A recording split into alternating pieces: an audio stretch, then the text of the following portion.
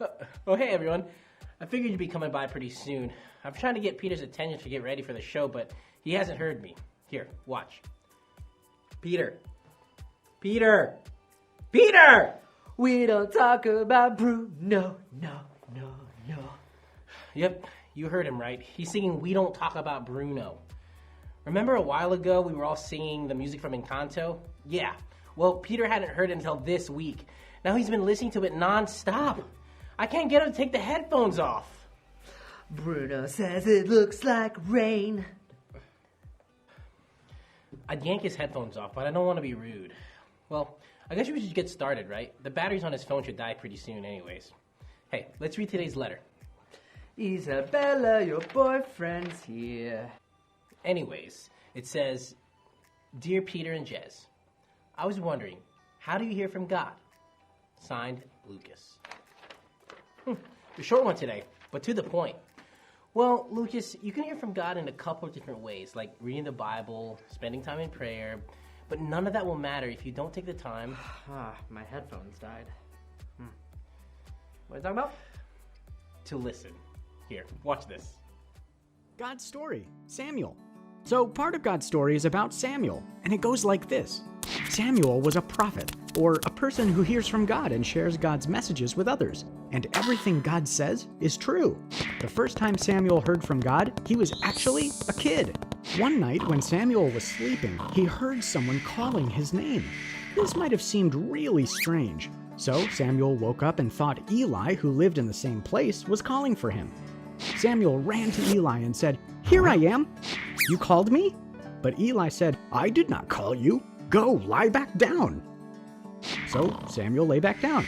Then he heard his name again. He ran to Eli a second time and said, "Here I am. You called me?" And Eli said, again, "I did not call you. Go lie back down." This must have been really confusing. Samuel lay back down, and then it happened again. When he ran to Eli a third time, Eli thought it might be God who was talking to Samuel. Eli said, "Go and lie down. If someone calls out to you again, say, 'Speak, Lord, I'm listening.'"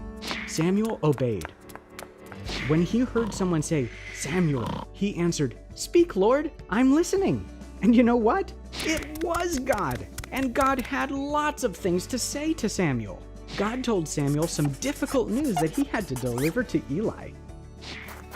Now, Eli was a priest, but had made some wrong choices, so God told Samuel that Eli wasn't going to be allowed to be a priest anymore.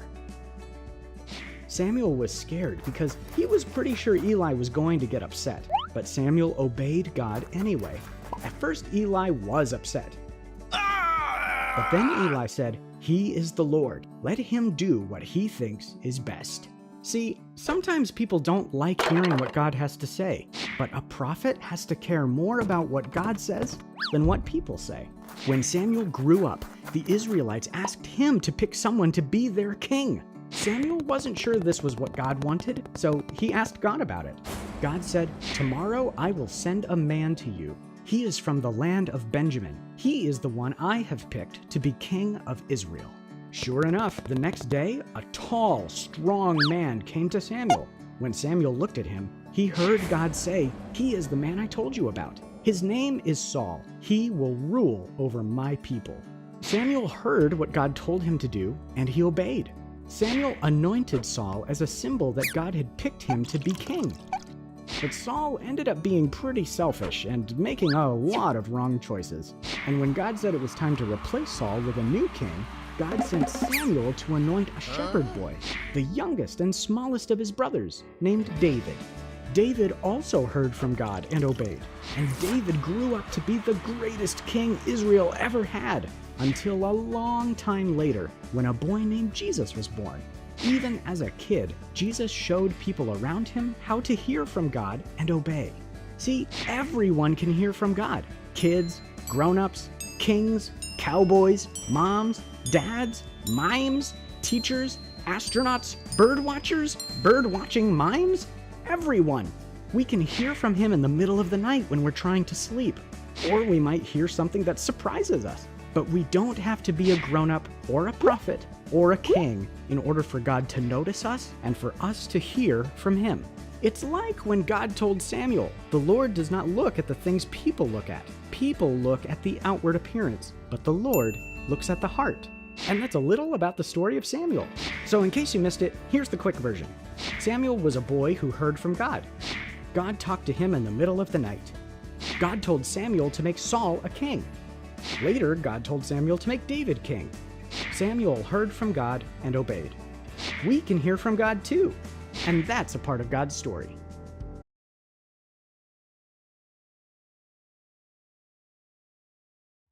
You see, Lucas, we need to be like Samuel and take time to be quiet and listen to God. Because when we don't take time to sit and be quiet, we can miss out on what God has for us. Like Peter listening to his music and how he missed the start of the show. Which I apologized for while the lesson was playing. If we are constantly watching TV, playing video games, or listening to music, we can miss God trying to reach out and tell us something. It probably isn't going to be the voice of God, like with Samuel, but like a small nudging. That's why it's so important that we read our Bibles. It shows us how God works and talks. So even though we may not hear a voice, he can nudge our hearts or remind us how he's guided others in the past.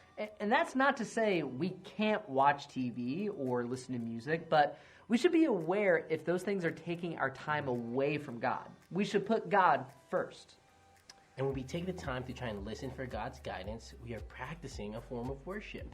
And that's our big idea for this week. I can worship God with my ears. Let's say it together. I can worship God with my ears. Again, I just want to apologize for listening to music instead of paying attention to you, Jez. I mean, I know that was rude.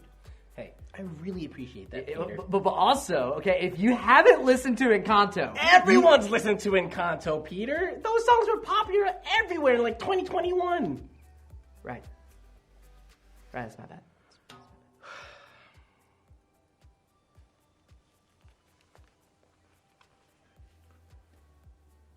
It was our wedding day.